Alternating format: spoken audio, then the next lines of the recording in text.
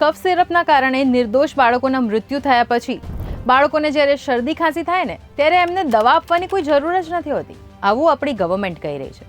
હાય, હું છું હેલી. ભારત સરકારના હેલ્થ ડિપાર્ટમેન્ટે એક એડવાઇઝરી બહાર પાડી છે, જેમાં બાળકોને જ્યારે શરદી ઉધરસ થાય ત્યારે શું કરવું જોઈએ એની જાણકારી આપી છે. 2 વર્ષથી નાના બાળકોને શરદી ઉધરસ થાય તો કોઈ પણ પ્રકારની દવા ના આપવા માટે સલાહ અપાઈ છે.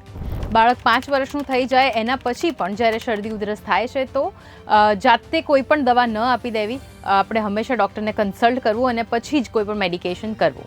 બાળકોને શરદી કે ઉધરસ થાય ત્યારે દવા આપ્યા કરતાં ઘરેલું નુસ્ખા અપનાવવા જોઈએ, એના પર વધારે ભાર આપવામાં આવ્યો છે. સો આટલા બધા વર્ષો પછી નાઉ ફાઇનલી વી નો કે 2 વર્ષથી નાના બાળકને દવાઓ આપવી જ ના જોઈએ. All thanks to our government. Well, આવા જ ઇન્ટરેસ્ટિંગ વિડીયો જો તમને ગમતા હોય તો એના માટે ગુજરાત સમાચારના પેજને ફોલો કરવાનું તમે ના ભૂલતા.